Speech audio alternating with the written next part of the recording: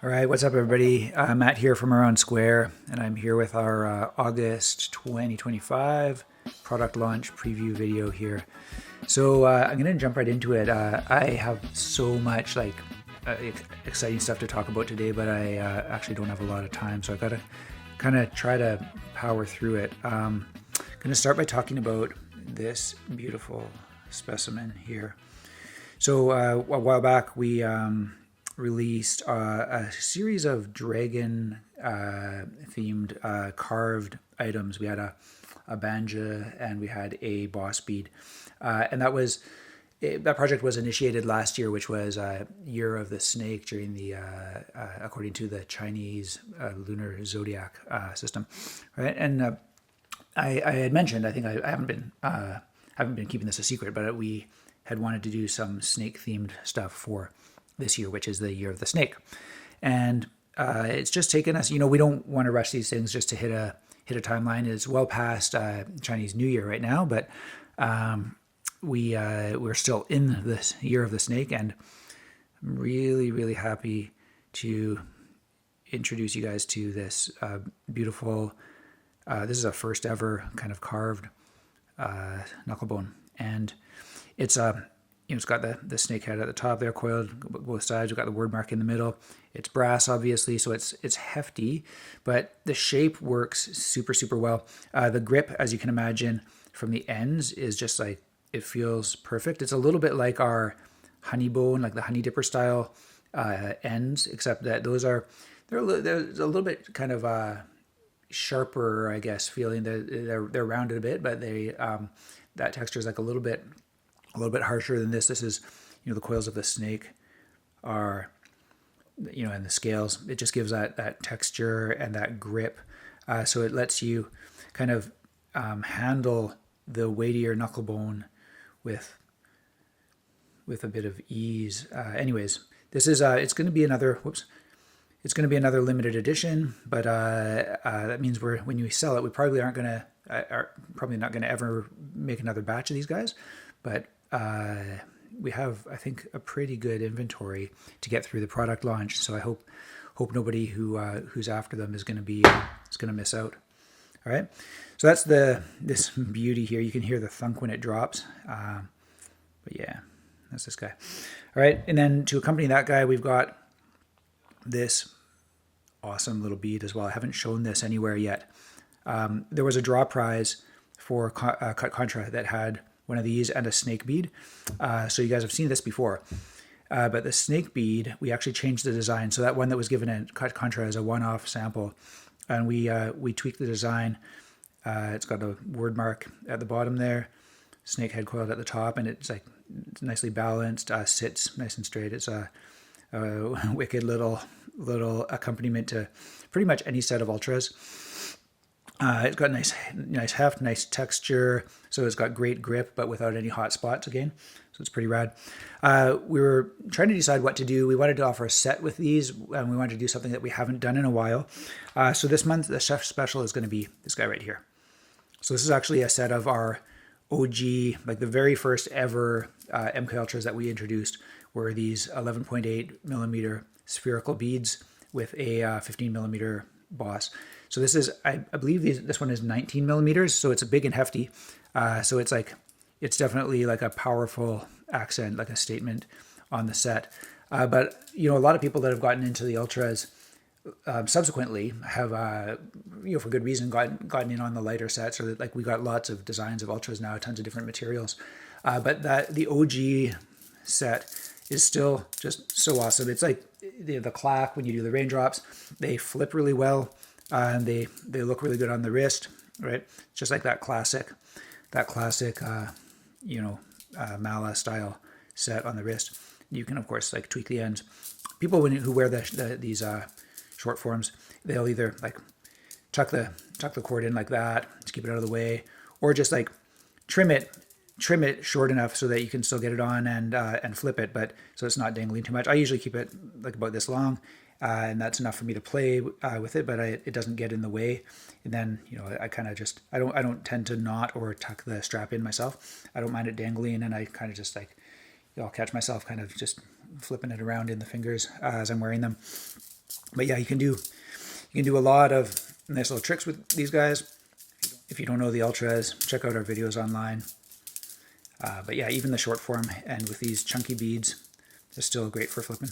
All right, so that's the chef special for this month. Okay, I'm going to try to lay this stuff out. Check out my little plant there. That plant doesn't usually live on the desk, but I've noticed when other people do videos, looks good to have a plant in the video. So we got a plant in this video. What do you think? Does it look good? All right, next up for this month, guys, we've got wooden banjos. So we've had, I believe, only ebony off the top of my head. No, we had walnut as well. So we've had a couple of wooden banjos in the past. This month we're introducing two of my recent favorites in the wood, and that is zebrano, okay, and green sandalwood. So this one here has a beautiful fragrance, and you can check out the coloration is not actually that much different. I just have more contrast in the zebrano. The green sandalwood doesn't have much of a green tone to it, but it does have a little bit of a green hue. They're both like they're polished on the outside, smooth. They're not like waxed or anything, but they're nice and smooth on the outside. And then on the inside, you'll feel they're not polished particularly on the inside. It's a little bit rough. So if you like that tactile feel of the raw grain, you still get that with these guys. Particularly with the zebrano, just because of the way the grains, like I think it must have a thicker grain in the wood, so you feel that more on the inside. But I really like these. I took one of these on my recent trip, the zebrano, and I wore it pretty much every day. It's a nice little piece, and yeah, even like the lightweight, you can still do lots of little manipulations with them and stuff, right? Yeah, so wooden banjos. Yeah, we got sizes 19.5 up to, I believe, 23.5. So the same 5 sizes that we usually offer in the banjos. All right, next. Oh, yeah. So we got these beauties. So our Demi planks have been really popular, and it's always been the plan to do these in other materials, especially the Demi plank. It compared to the regular size planks, the Demi planks feel so good in the heavy materials. Those of you who grabbed one of the Damascus steel Demi planks in the recent release definitely know how that weight feels. Just having that substantial weight in this small, slim form factor is just really satisfying to manipulate, right? And so we've got that in polished stainless steel, sandblasted stainless steel. So if you like that kind of silkier, less kind of grippy, we talk about this all the time. It's counterintuitive, but the sandblasted, it's got more texture to it, but it's less grippy. It doesn't stick to your fingers the way that polished surfaces tend to, right? And then we've got, of course, the copper and the brass. So I snagged a copper and a brass for myself because I like to see how these things age. Unfortunately, I didn't bring them down here with me when I'm filming the video, but they both are getting a really nice patina. The copper, of course, is really soft and it scratches up. I intentionally just kind of leave it rattling around in my sling bag to let it pick up some of those textures and scratches. Here is a sample of a full-sized copper plank, and you can see how the patina has hit on that one. Okay, so this will eventually end up getting similar color. All right, so these are the Demi planks. These are all going to be available as well. Brass, copper, and stainless steel with the 2 finishes in the stainless steel. All right, so you can work on your Demi plank coaster. All right. Next up, I just mentioned my clutch sling, and I'm going to show you this one. So we launched the clutch sling a while back, and you guys have been really generous in your feedback. I really have appreciated people who never carried a bag are like realizing that there's been something missing in their life, and the clutch is like really filling the need that they never knew they had. Anyways, so we have a batch here of gray waxed canvas clutch slings. So it's got the same like really high quality zipper, same Velcro, same pocket configuration. One small difference is we decided to go with a black zipper on the gray, so it looks like this. The previous releases, the navy or the blue and the black had kind of matching zippers. This one has a little bit of contrast, which that's that was just an aesthetic choice. I like the look of it, just something to differentiate it a little bit. And then there's also something, it's a kind of a minor difference, but it's a kind of a quality of life type thing.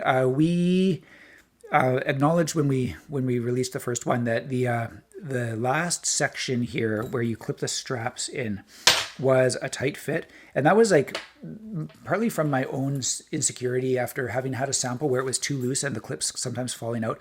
I really did not want that to happen, but it is like, it is really on those the black and the blue version.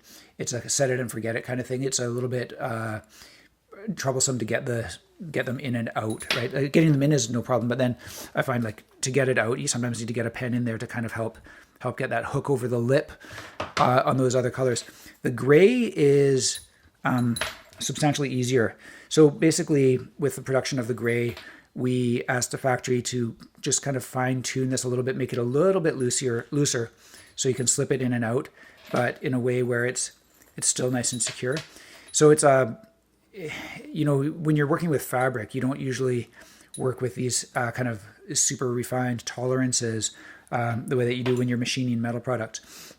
But the factory, I think, delivered really nicely on this. So those of you who have one of these already, if the straps have been a frustration, this new color might be it's not, I don't want to call it a version 2, but it's just a very small refinement that you'll notice with this color. All right. Okay, so I hope you guys are looking forward to that. I've been using the gray one. Gray is kind of my go-to color for everything anyways. So as soon as we got the gray ones in, I've been using them. I pretty much use, like, unless I'm traveling, I keep the straps off myself. When I'm traveling, I do appreciate having the straps on, because if you're going through the airport, it's nice to be able to be hands-free. And like for me, I've got a family, so I've got like all the passports in here and boarding passes and whatnot. So yeah, I put the strap on when I'm doing anything like that. All right. Okay, so I'm going to leave that one there so it's still a little bit in the video. Then onto some ultras. So we launched our new nano beads in titanium, I think just with a chef's special a little while back. But the new nanos, I'm going to grab a set of the old nanos here. The old nanos compared to the new nanos, you can see the bead is slightly more angular, slightly edgier. The brass here is the new version, and you can see it's the sizes, diameter and length, bore size, they're all the same, but the rounding on the edges, it actually makes it look substantially smaller. But the biggest difference you're going to feel is when you're playing them, particularly for bead counting. So like these don't have like punishing hot spots when you're flipping them or anything, but you do feel that edge, which some people like. Some people prefer that more edgy feel. But the new nanos are just rounded and like just ultra comfortable when you're doing the bead counting. So yeah, we're launching these. We've got them in the heavy metals. We are doing more of the titanium. I know people have been clamoring for those. We're launching them this month in the heavy metals. So we've got brass, stainless steel, beautiful polished stainless steel. These guys have this is of course the short form, and they have the 11.8 millimeter boss, and then copper. Okay. And then we also have the long form, and this is our standard long form. So it's got the 2 tassel beads there, 15 millimeter boss, and yeah, with the heavy metal, you just get that nice satisfying clack with the drop of the beads, right? That weight feels so nice. So we've got brass, copper, and stainless steel for these guys as well. All right. So that's that. One thing I do want to mention, the old nanos, the copper ones were treated with what they call passivation, which is basically it's like some kind of a treatment that basically keeps the oxidation process at bay for a while. We know you guys love your patina, but the challenge for us is like always finding that balance of like shipping out a product where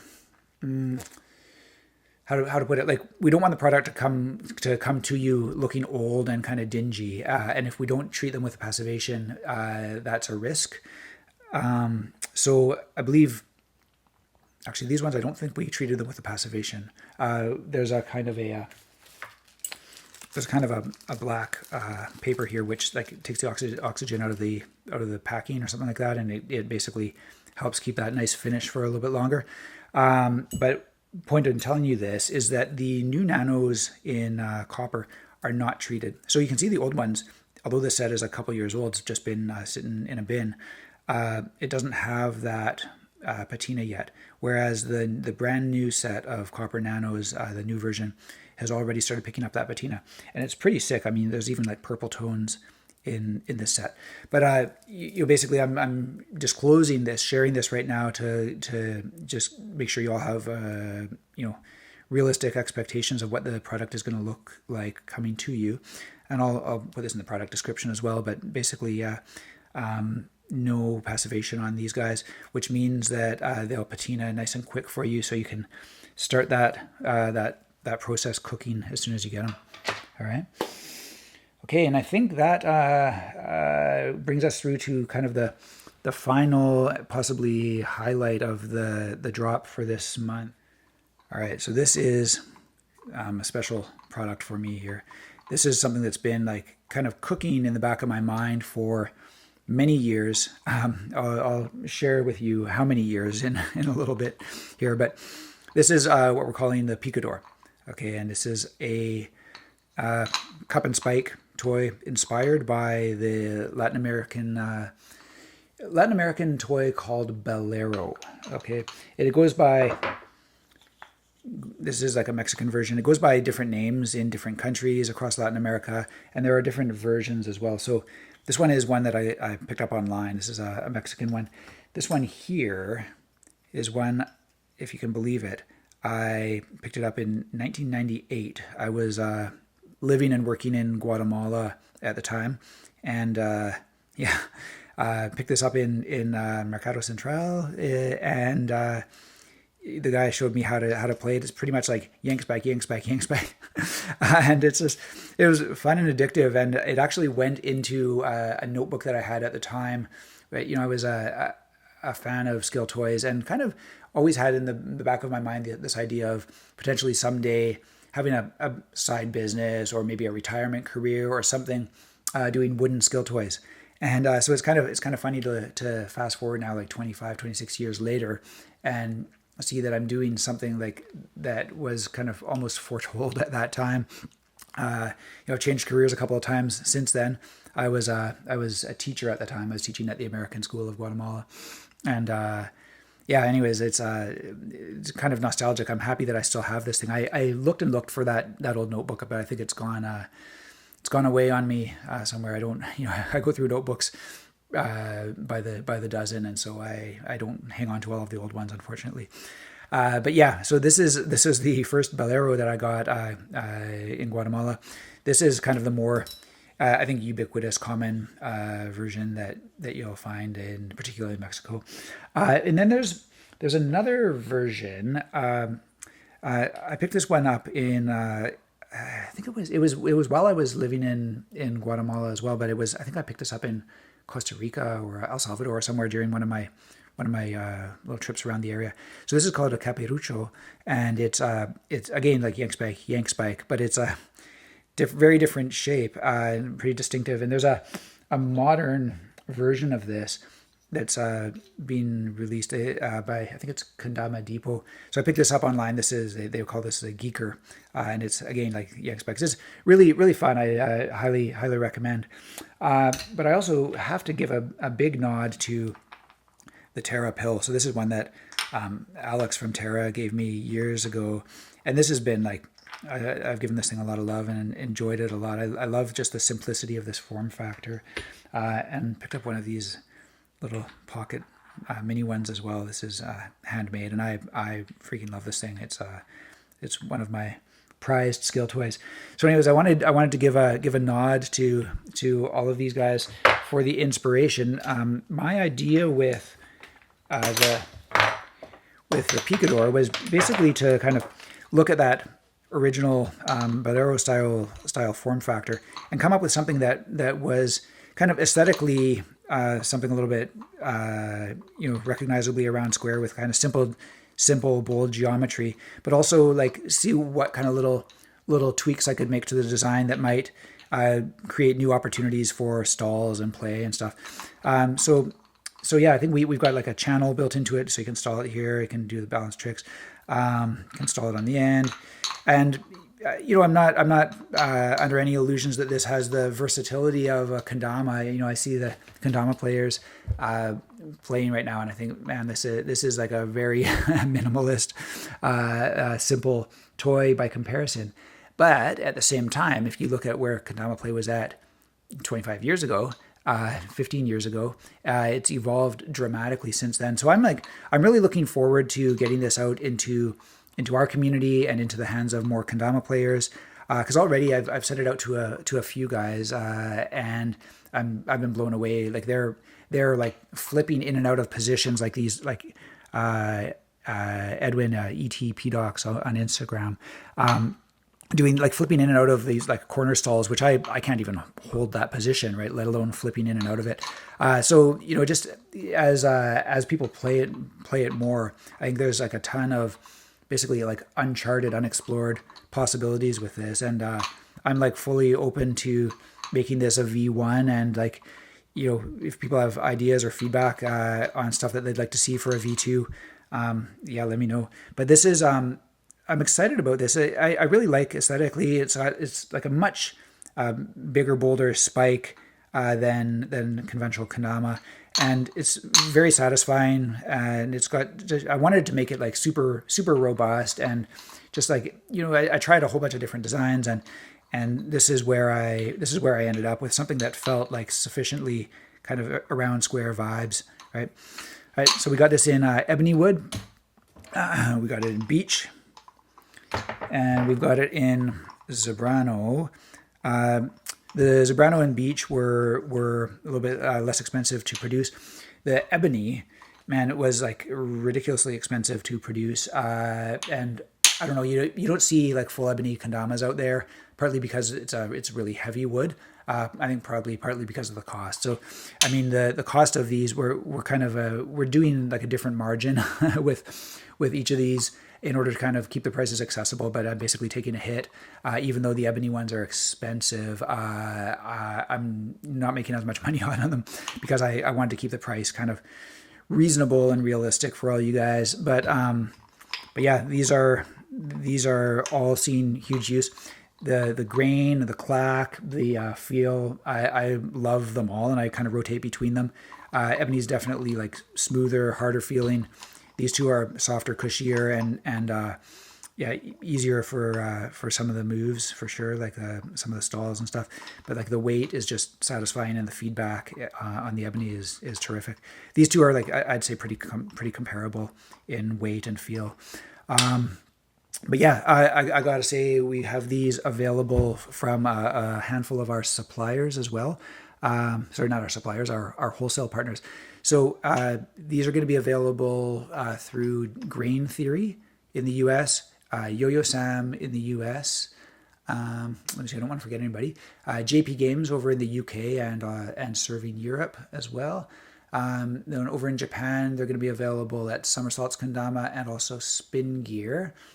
And dang, I hope I'm not forgetting anybody. I think there may be one more. If I make a mistake, I'm either going to have to refilm this, or I'll just like put it bold right here in the video on the screen for you. Anyways, yeah. So consequently, we don't have all of our inventory here. All of our inventory is spoken for. But if we sell out on launch day, which is August 29th, do check those other suppliers, because the rest of our inventory is with those other guys. All right.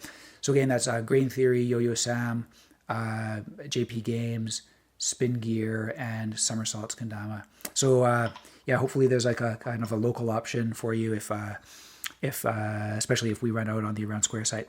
All right, and thanks to those guys for getting it into their shops and taking a chance on a brand new product that they haven't even played. I didn't even do a full like reveal video for any of them.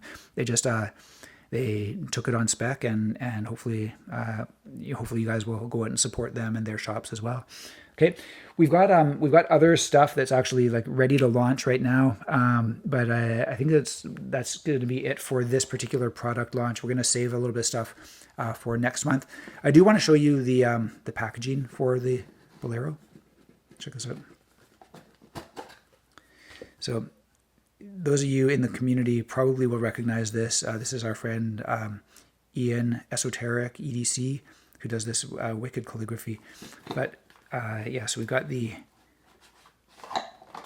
card here. Then when you unpack it, we've got these sick new bags. I'm so happy with them.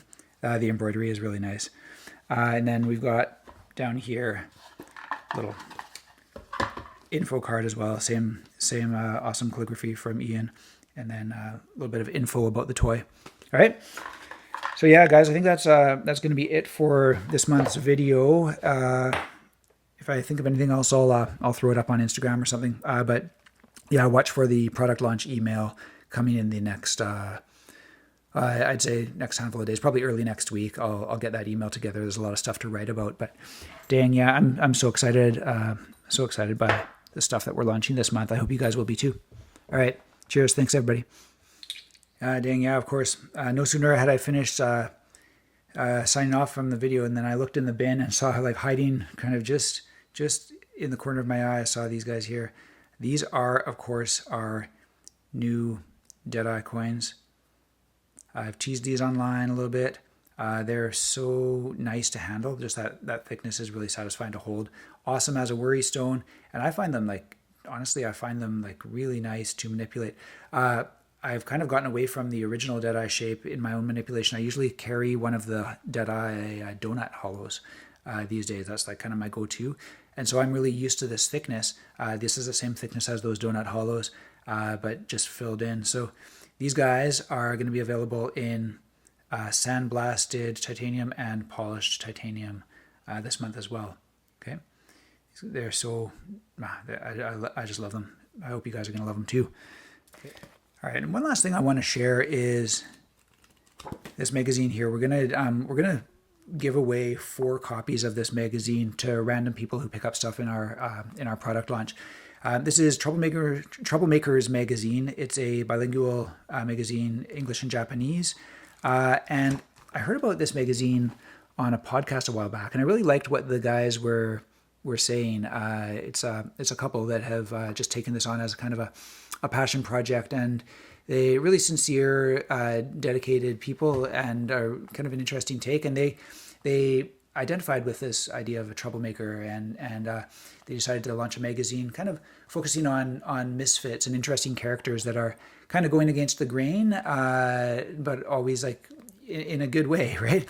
And makes for really interesting content. So I've been really enjoying reading this. The reason I'm mentioning it here and why we're giving some away is this is our first foray into print advertising. So I reached out to these guys. It's a small operation right now, and so I was able to connect with them. And they had just finished. The podcast was about their first issue, but they were actually just starting to work on their second issue. And I said, hey, like, have you ever thought about advertisers? And they were very receptive, and we talked and kind of connected, and I really liked them, and I think we had good vibes. So yeah, we ended up doing our first ever print ad. I'm not much of an advertising guy. We experimented with online advertising a while back, and it's really not, it doesn't feel good to me. But I'm a real advocate of the analog. I love magazines. I love print. I love that tactile feel, and just like being able to unplug and read something interesting. So we, when the issue came off the press, they sent me 4 copies. I'm going to keep one for myself, and in the upcoming product launch, just randomly, I'm going to pick 4 orders and drop in copies of the magazine for of you all out there in the community, because I think it'll be interesting for you as well. And yeah, if you're interested in the looks of this, then check them out online. I'll try to put a title up on the screen here that shows their Instagram handle, and you can find the magazine there. All right, cheers, guys. Yeah. But once de usted el reggaetón, pero le encanta como canta la sensación. No fue mi intención quedarme con toda la atención. Vivo en una mansión y no me sé ni la dirección. Está cabrón, muy cabrón, papi alca, pídame la bendición. Joder, mi casa es un hotel y se ve cabrona la vista. En ella puedo aterrizar un avión, solo me falta la pista. Imposible que falle esta combinación de flow, una ensalada mixta. Palomo no incita, cuando se habla de grandeza no estás en la lista. Neverland, los desmonto como Legoland. Y si yo te señalo, los míos te lo dan. Y vas pa' dentro pero te la van. Del cuello para arriba hace mucho frío. Yo llego y cae nieve en el caserío, dejando sin regalo estos malparidos. Santa Claus con la esencia del Grinch metido. Y yo la vi, la escondo, la mira, me miro. El VIP se pegó, claro que sí.